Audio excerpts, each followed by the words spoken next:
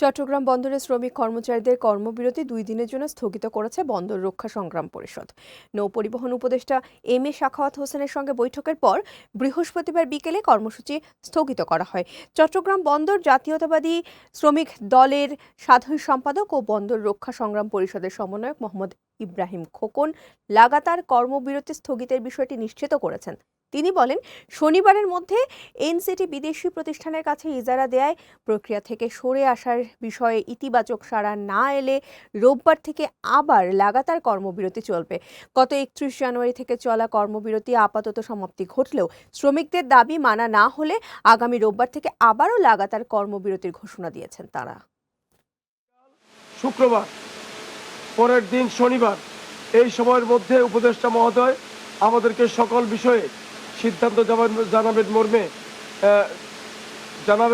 মর্মে আমাদেরকে আশ্বস্ত করেছেন এবং তার এই সিদ্ধান্তের উপর ডিপেন্ড করে আমরা আগামী শুক্রবার এবং শনিবার আমরা আমাদের কর্মসূচি স্থগিত করছি।